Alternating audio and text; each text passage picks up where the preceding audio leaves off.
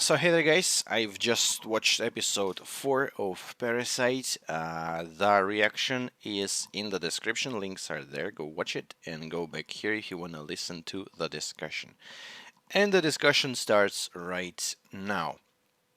So we started just where we ended with a confrontation between A and Shinichi with Migi together and I mean, we started with A harassing, basically verbally harassing Shinichi, like saying you're pathetic, you can do nothing, you're like a piece of meat, and yada yada.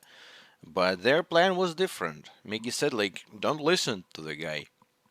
I'm gonna protect you, like almost in impenetrable protection, and you're gonna go and land a hit on the guy. That was the plan, and it worked perfectly. I mean, they started fighting, quite good drum and bass started playing. I mean, yeah, not the best in the world, but not the worst as well. Um, and and the fights are weird, because the Parasyte, when they're fighting in this fighting stance, they're just their body is like turned off. It's like standing there stupidly. So they're like a turret in a way, They're standing there, and how long can they reach? That's their reach, That's their attack zone. And the fights between them is not like ninjas fighting and jumping everywhere, It's like, it's like two things staying and and making very fast movements with their blade muscle um, tentacles. So yeah, that was a weird looking, but still badass. But we are a different parasite, and it's actually good to call Shinichi and Migi we are, because they're basically, yeah, they're two in one. And while Migi was protecting, and he was good, he was not OP this time, but he was actually protecting them. And the only thing they missed uh, in this moment is when Shinichi was coming closer. There was sights of uh, um, little pieces like scratching here and there. They should have scratched a little on the cheek, like a little, like tiny little on the cheek, so like a little blood comes out. That's the style. And basically, Shinichi inserts that thing, the leg, into the into A, and I mean, it looks to me it's kind of like in a heart, but seems like not, because it was uh, living for quite a while after being, if after his heart being pierced. And an interesting detail I have now, you know let's look at that. Look at that. Do you see that this is a hand of Mr. A, and you see that that is a ring of marriage. So he was a married man, and so it was he an actual husband of the Tamiya Ryoko, or is it just a coincidence? Because they kept this detail. They kept it in a fucking frame, in a little frame. Um. So yeah, he was damaged into blood vessels, basically, and blood started pouring out of a man. I mean, I'd be dead already, but he's not. He just pushed it like even further, so it's like it does not bleed anymore. I mean, that was savage. And he went going. His plan was to go into. Oh, so that's an interesting thing as well. So now we know that parasites, they can actually separate from the body. At least Migi can go away, run like a funny doggo, and jump back in. And he said that he has 3 minutes to do that. I mean, it's quite a lot of time to do a lot of things, especially considering these are pretty fast, and they can probably morph into other things. Like maybe they can do actual dog or something. That's interesting. So yeah, so like we have an ability to separate, that's for sure. And the man was saying like, I can go into her body as well, and we're gonna leave as two. But she denied him. She denied him. They broke. Uh, and yeah, she kind of nailed it with like exploding the whole man and half of his school, I suppose.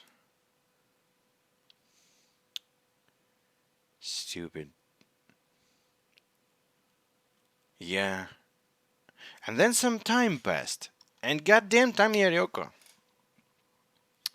Stupid teachers in the school, like, oh, you're a teacher, you don't know who the child of who the father of the child. Oh, this is like, how can you live with that? How can you teach children? What the fuck? Teacher is a teacher. Teacher is someone who teaches your children. Of course, he or she has to be a good example of a human being. But for that, you just don't tell children. You do not tell them that you know what? This woman, who's the child? Who's this child? You don't tell that. You create some bullshit story. That's a PR for you. If there was no PR, every single public person in the world would look like a dick. Because all of them, like, look at those, like, movie stars, everyone, they have, like, 25 romances a week. And, like, how many children, legitimate, illegitimate. It's normal world for you, so you, goddamn it. It's a lone woman that's uh, waiting for a child, and you're basically pushing her away from the school. What the fuck? I mean, of course, I'm like kind of protecting a human killer parasite, but why? I mean, I understand the idea because like all the people in the school have to be perfect, but I doubt that all of those teachers are like perfect. They have lovers and they did like bad stuff as well because we all have a little dark side in us. All, you know?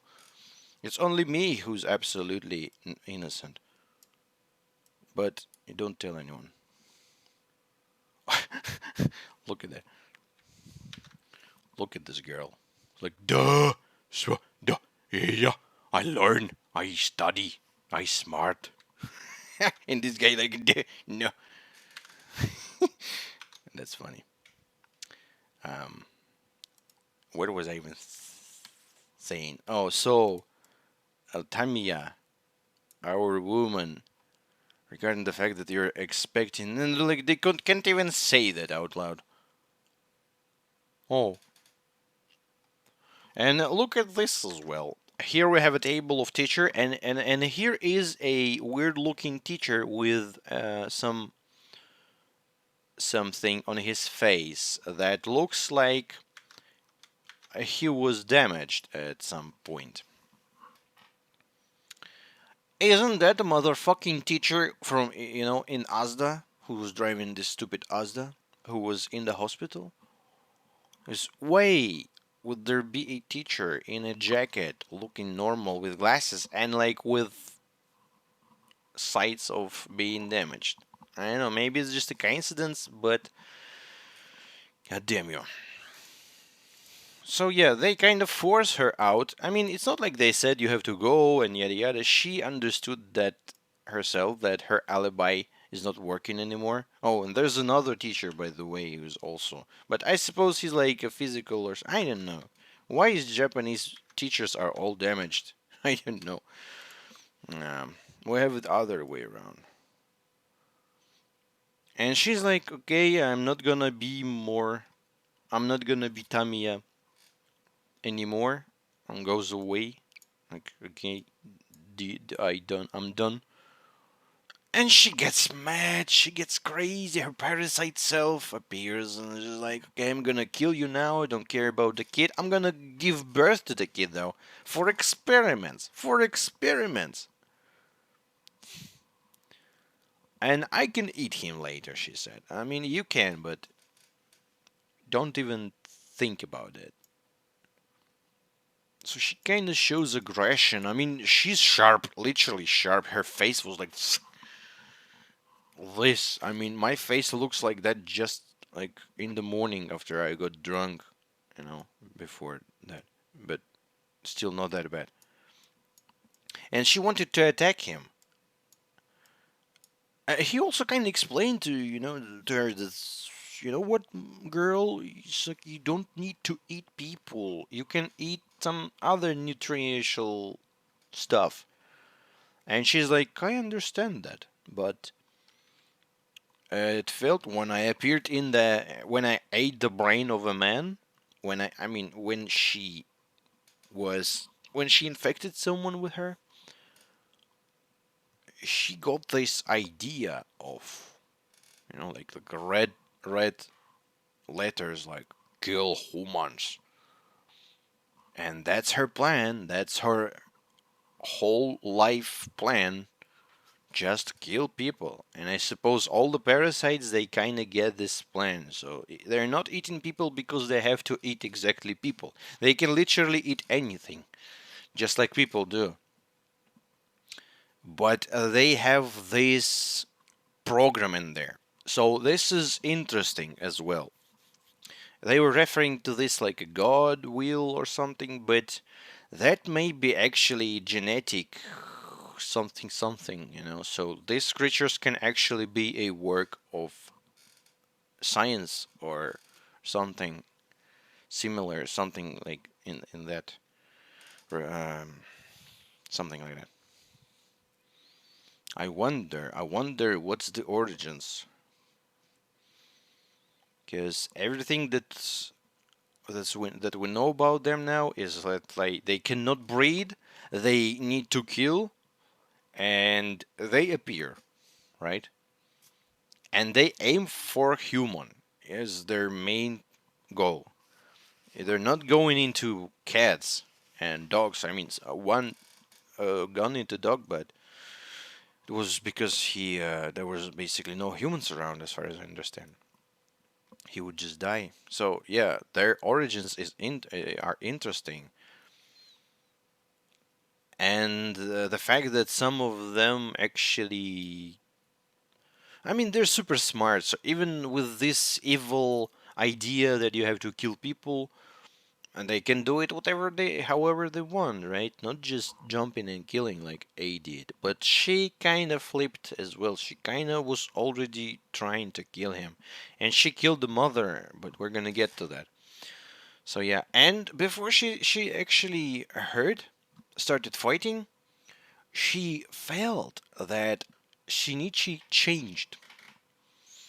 And I kind of felt it as well. I was speaking about that in the previous episodes. That yeah, there's a definite uh, they're showing us that he kind of changing, not like completely, not seriously, but some slight changes. And after that, with his mother as well. Um, so Migi being inside him, we living with him in one body, he influences Shinichi, and she's like, I suppose she didn't kill him because he's an interesting um, creature for her, interesting case, and she's more like curious type. So she lets him live and goes away, and that's quite interesting. And I wanted to say a few more things, but I actually forgot while I was speaking. Just they were speaking for quite a lot. Man, this woman. And then the mother arrives.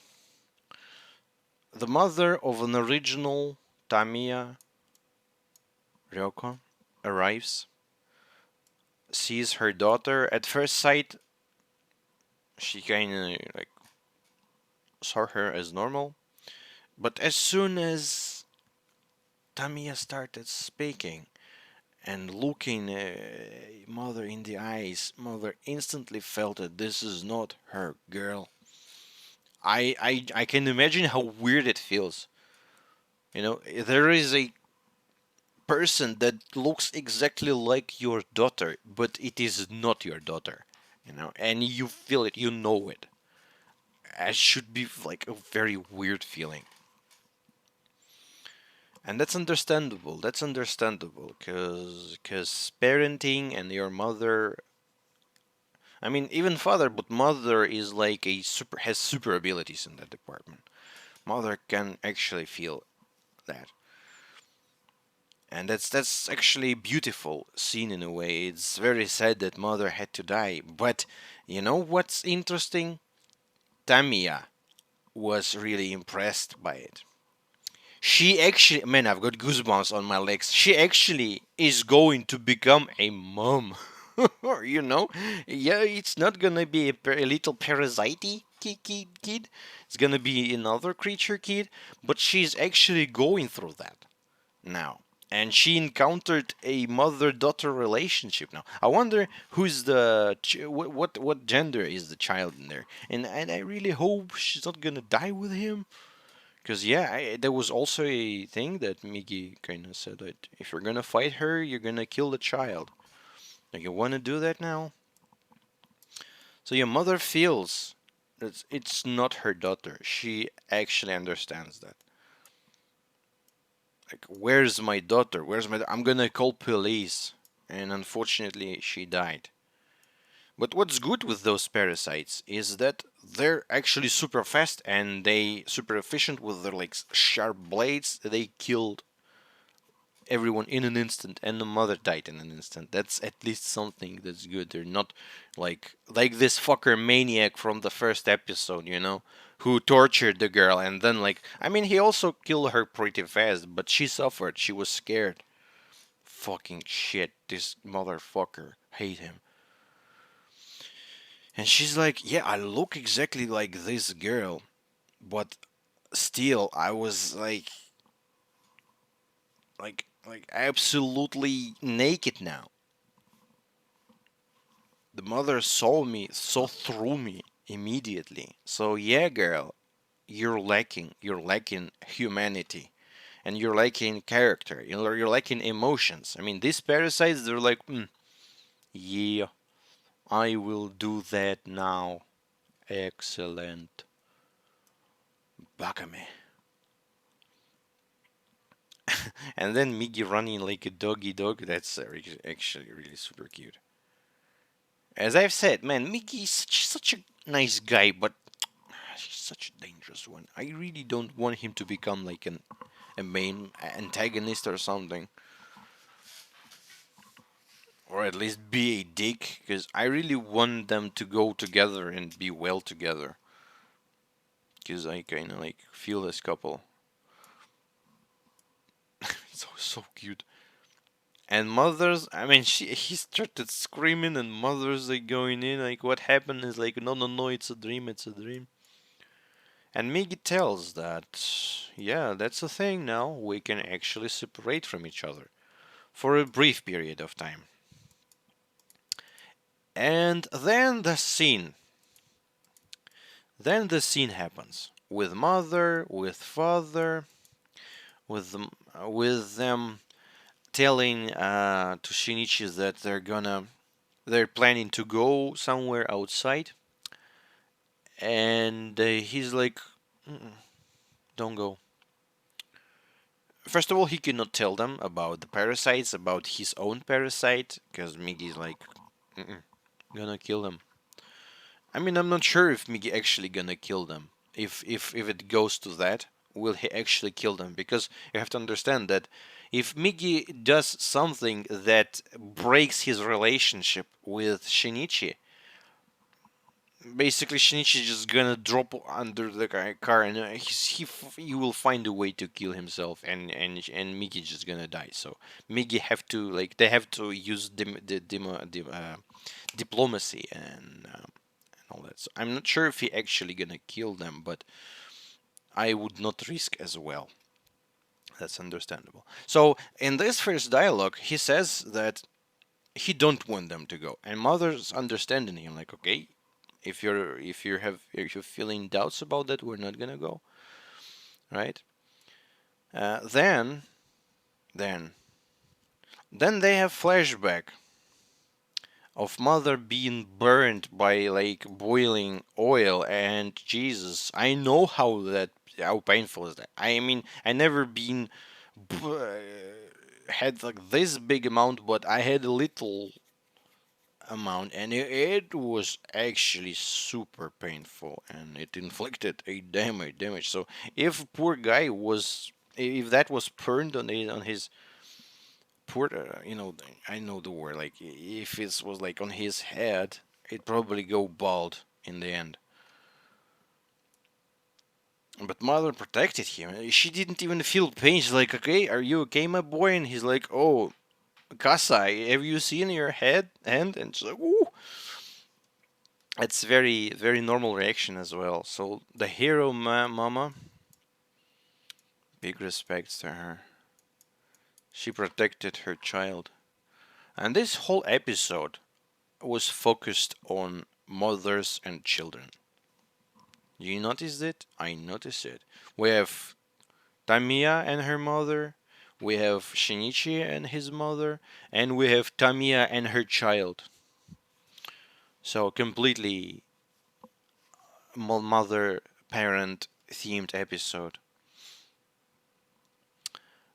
And I don't know. So I suppose it's a toy Migi's looking at, right? It's not like you can buy guns in Japan, right? It's not like in USA.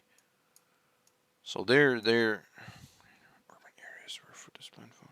My kind tends to congregate in urban areas where food is plentiful. So Migi kind of explains that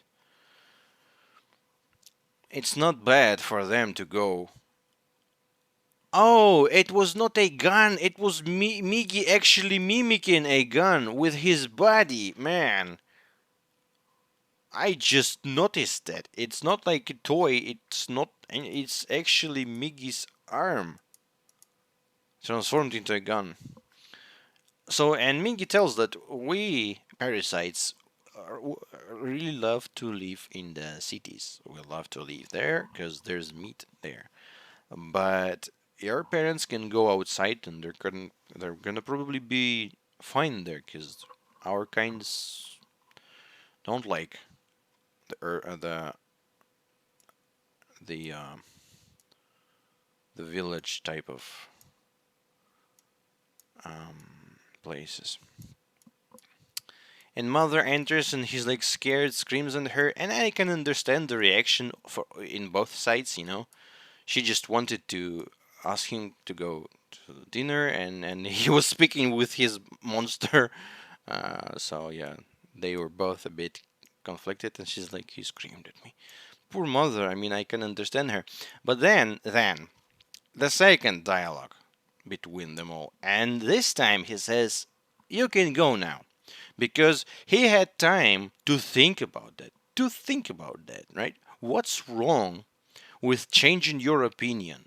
If you had some opinion at some point and you studied information, you thought about that, you consulted people, and then you changed your opinion, right? It can go in one day. In the morning you have one opinion, in the evening you think other way around because you're enlightened now. It's normal. It is normal. But what was the reaction of mother? Like, what? You thought now? You thought this? Now you think this? What's happening? What's happening? This is normal. This is normal, mommy. Don't be like so angry and understand your boy. He's afraid. I mean, he's worried, but he's a thinking creature. He can change his mind, and this is normal. So it was a bit like overreacting, in my opinion. But then again, the other theme comes in, and also he is a teenager, so it is time when they actually change their opinions a few times a minute, and they're like edgy and stuff. But he's a nice guy. But then she kind of tells other way around, speaks other way. She gives this impression of that woman of Tamia, mother, that she's losing an ability to see her son. She's seen that something's weird with him, and she's seen that he kind of hides that. I suppose that's what actually hurts her. Maybe there is a misunderstanding here, but she also feels something wrong, and it actually is something wrong. So I think that her reaction was a bit overreaction, and she could have been a bit calmer. But then again, that's understandable. That's understandable. So like both sides of a conflict. So they have this scene, and she cries, "Poor woman! It's not like you're not my son. It's like you're not my son." So yeah, she loses a that feeling. It's something's wrong. That's bad. But he tries his best to tell them, "It's okay, guys. It's okay, guys. I'm sorry." And they're actually going. I don't know for how long, but I wish you two luck. And I actually have. Mm, I don't feel really good about that. Because this anime people are dying. We didn't lose anyone close to us. No Murano, no Tachikawa, no one died. Someone we knew, someone from the main, not main, but someone from actual characters that were introduced from the first episode. Um, but a lot of other people died. And then we see Tamiya feeling the child. He's growing. I mean, it's been what? It's been a few months already, I suppose. Because she has nothing here yet, but she already feel it. And I'm curious about her. It's so sad that she was like that interesting character, but then she kind of got crazy. But then again, thankfully, she's still here, even though she killed a woman, her mother. But that was like self-protection. I don't want her to die just because there's a human child in there. Actually killing her would kill the child. And that was the episode. I mean, yeah. As I've said, this one was looked and felt like a real preparation for real shit that probably will happen soon, sooner or later. I don't know. And I definitely have to change this light. It's going like it's crazy. I'm looking at the camera, then I'm looking at the monitor, and I see like bright light in there because my eyes been like burned. I don't know. I have to buy another light because I'm using a stupidest light ever that was bought like I don't know like 12 years ago or something. Just a normal light that was here and was lighting here, but I need to light my face. I have to like for normal video creating, you have to buy this stupid round lamp that shines everywhere and not that bright, but they cost quite a lot. I spend a lot of money on this channel just for the funny things, and spending money on a lamp. But then again, that's the only thing I'm missing, kinda. I mean, I'm missing a better camera, but that'll do. That'll do, right? For our little community, that's more than enough. But the light, I have to do something with it, like, cause if I'm gonna move that shit, oh, I moved too much. It's gonna be like, yeah, great. Or I'm gonna move it there, and you can see the shadow going everywhere, right? I can move it like here. I'm gonna go blind with that. So yeah, I have to do something with that. Anyways, thank you guys for watching. See you in the next episode, right? Bye bye.